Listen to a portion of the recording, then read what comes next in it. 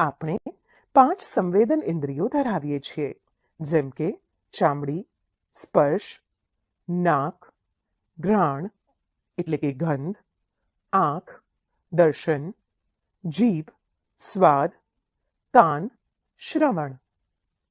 આપણી જેમ પ્રાણીઓને પણ વિવિધ ઇન્દ્રિયો હોય છે. તેઓ આપણી જેમ જ જોઈ શકે છે, સાંભળી શકે છે, સ્પર્શ, સ્વાદ અને સુગંધ અનુભવી શકે છે. પ્રાણીઓમાં આ શક્તિઓની બાબતમાં પણ વિવિધતા જોવા મળે છે. કેટલાક પ્રાણીઓની જોવાની શક્તિ અદ્ભુત હોય છે, તો કોઈની સૂંઘવાની, તો કોઈકની સાંભળવાની. દાખલા તરીકે, કાગડો દૂરથી જ પોતાના ખોરાકને ઓળખી જાય છે. કીડીઓ ગળી વસ્તુઓની ગંધથી તે વસ્તુ સુધી પહોંચી જાય છે. સૂતેલા કૂતરા પાસેથી ધીમેથી પસાર થતાં પણ તેના કાન ઊંચા થઈ જાય છે. કીડી, મચ્છર, રેશમનો કીડો, વાઘ, કૂતરો વગેરેની ગંધ પારખવાની શક્તિ અદ્ભુત છે.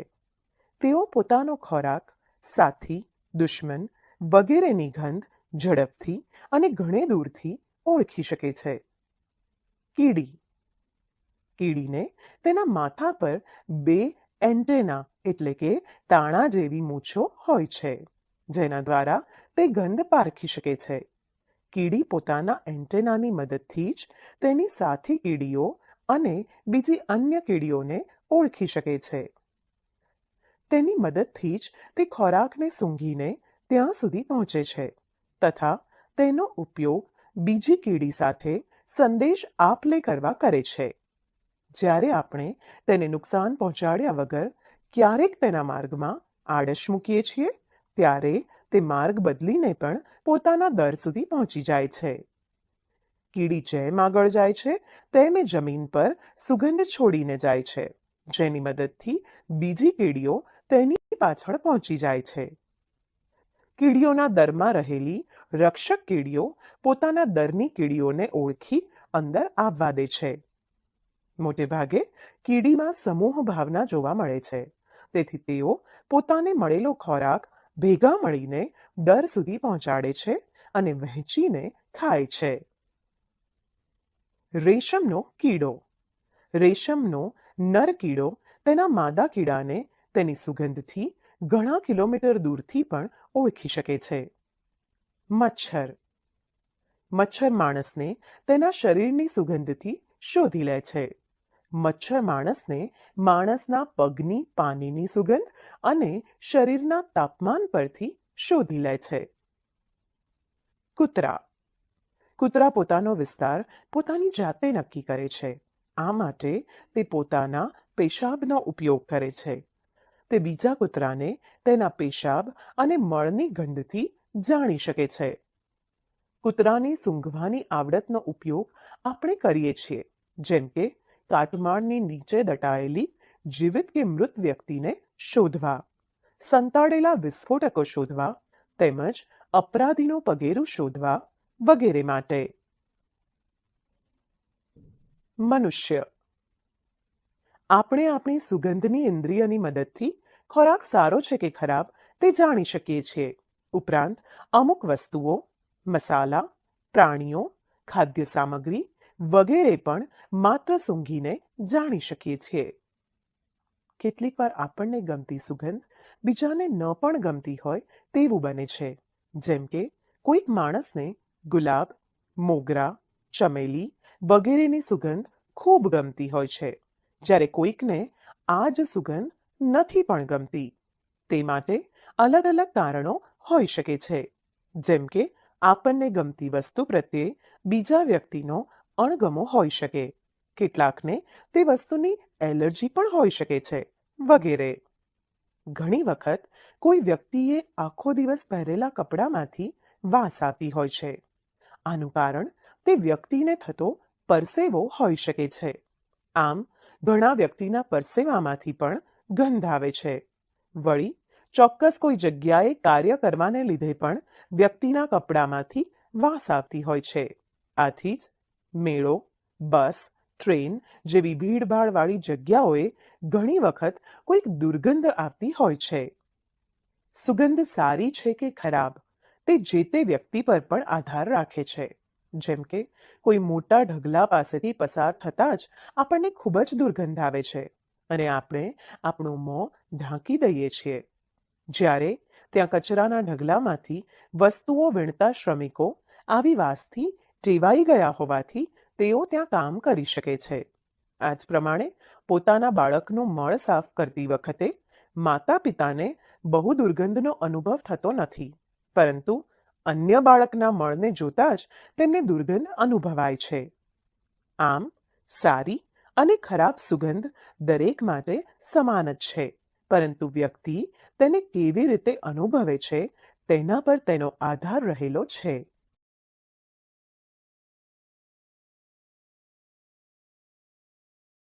આપણી આંખો આપણા માથા પર આગળની તરફ હોય છે.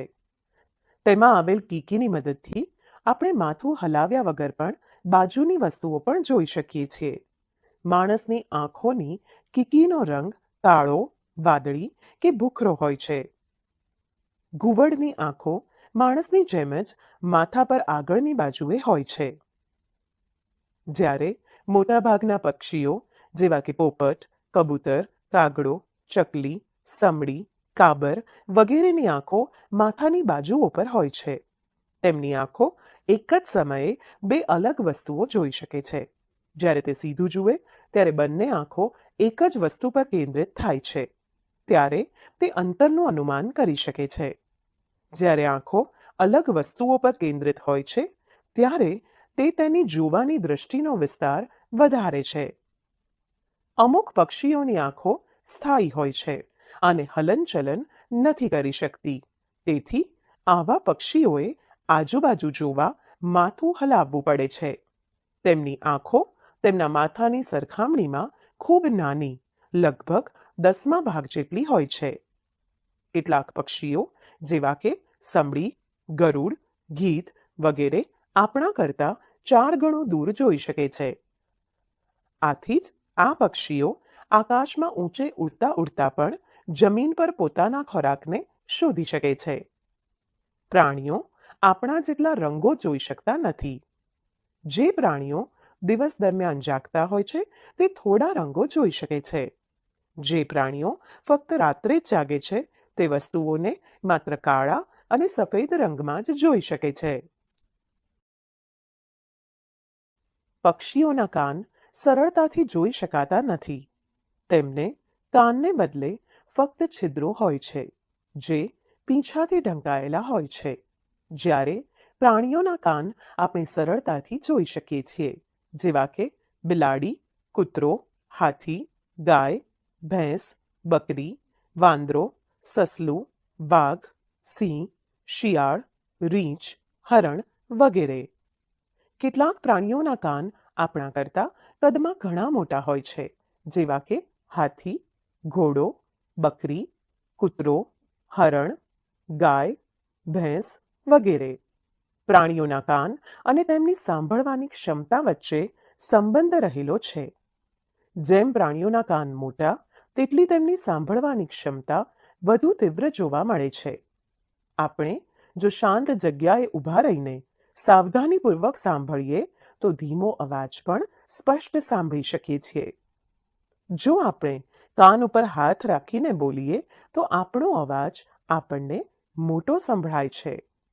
જો આપણે કોઈ વસ્તુ પર હાથથી અવાજ કરીને તે વસ્તુ પર પોતાનો કાન ધરીએ તો તે વસ્તુની ધ્રુજારીનો અવાજ આપણે સાંભળી શકીએ છીએ. સાપ આવી રીતે જ સાંભળે છે. તેને બાહ્ય કાન હોતા નથી, પરંતુ તે માત્ર જમીન પરની ધ્રુજારી અનુભવે છે.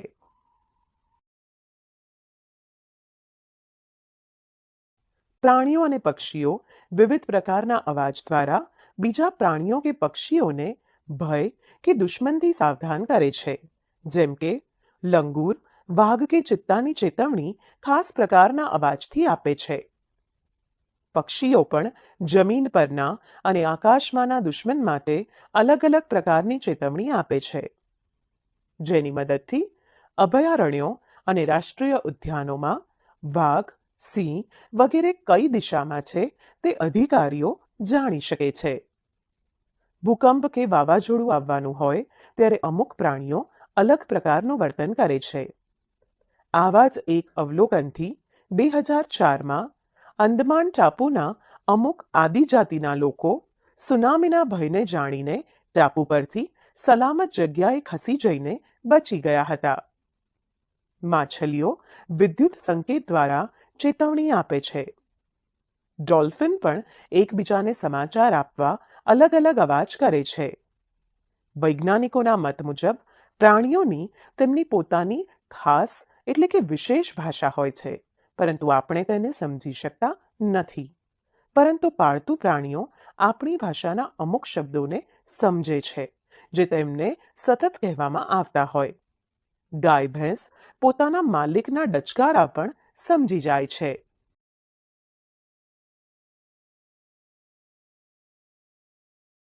કેટલાક પ્રાણીઓ અમુક ઋતુમાં લાંબી ગાઢ નિંદ્રામાં જતા રહે છે, જેવા કે ગરોળી, દેડકા. થોડાક મહિનાઓ દેખાયા બાદ તેઓ ઘણા મહિનાઓ સુધી દેખાતા નથી. ગરોળી શિયાળામાં સામાન્યતઃ દેખાતી નથી. તે જ પ્રમાણે દેડકા ચોમાસાની ઋતુમાં વધુ પ્રમાણમાં જોવા મળે છે. સ્લોથ રીંછ જેવું લાગતું પ્રાણી છે. તે લગભગ 18 કલાક વૃક્ષની ડાળી પર ઊંધા લટકીને ઊંઘવામાં વિતાવે છે. તે જે વૃક્ષ પર રહે છે તેના પર્ણો ખાય છે અને તેમાંથી પૂરતા પર્ણો ખાઈ લીધા પછી તે નજીકના વૃક્ષ પર જતું રહે છે. તે આશરે 40 વર્ષનું જીવન જીવે છે. આ સમય દરમિયાન તે ફક્ત 8 વૃક્ષો પર જ જાય છે. અઠવાડિયામાં એક જ વખત પોતાની જાતને હળવી કરવા તે વૃક્ષની નીચે ઉતરે છે. ગાય દિવસના 4 કલાક, અજગર 18 કલાક, જીરાફ 2 કલાક અને બિલાડી 12 કલાક ઊંઘે છે.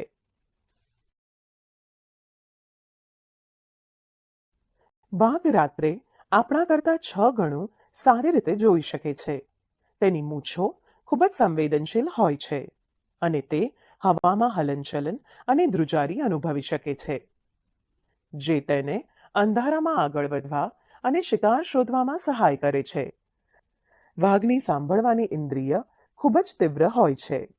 તે પાંદડાના ખખડાટનો અવાજ અને ઘાસ વચ્ચે રહેલા પ્રાણીના હલનચલનનો અવાજ અલગ પાડી શકે છે. વાઘના કાન અલગ અલગ દિશામાં ફરી શકે છે અને ચારે બાજુએથી આવતો અવાજ સાંભળવામાં મદદ કરે છે. વાઘ અલગ અલગ કાર્યો માટે અલગ અલગ અવાજ કરી શકે છે. દાખલા તરીકે, ગુસ્સામાં હોય ત્યારે અથવા વાઘણને બોલાવવા ગર્જના કરે છે કે ઘુરકી પણ કરે છે. તેની ગર્જનાનો અવાજ 3 કિલોમીટર દૂર સુધી સંભળાઈ શકે છે. દરેક વાઘનો પોતાનો કેટલાક કિલોમીટર સુધીનો વિસ્તાર હોય છે. વાઘ તેના વિસ્તાર તેના પેશાબની નિશાની બનાવી અલગ પાડે છે. વાઘ બીજા વાઘને તેના પેશાબની ગંધથી પારખે છે. એક વાઘ બીજા વાઘના વિસ્તારમાં જવાનું ટાળે છે. વાઘ સૌથી સાવધ પ્રાણી છે. તેમ છતાં પણ આજે વાઘ ભયમાં છે, કારણ કે તેની ચામડી અને તેના બીજા અંગો માટે તેનો શિકાર કરવામાં આવે છે.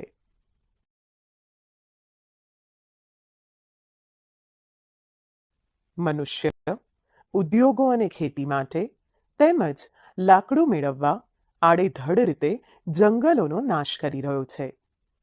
મનુષ્ય આજે પોતાના સ્વાર્થ અને શોખ માટે પ્રાણીઓનો આડેધડ શિકાર કરવા લાગ્યો છે. જે માણસો પ્રાણીઓનો શિકાર કરે છે તેને શિકારી કહે છે. હાથીનો તેના દાંત માટે, ગેંડાનો તેના શિંગડા માટે, વાઘ, મગર, સિંહ, સાપનો તેમની ચામડી માટે, કસ્તુરી મૃગનો તેની નાભીમાં રહેલી કસ્તુરી માટે શિકાર કરવામાં આવે છે.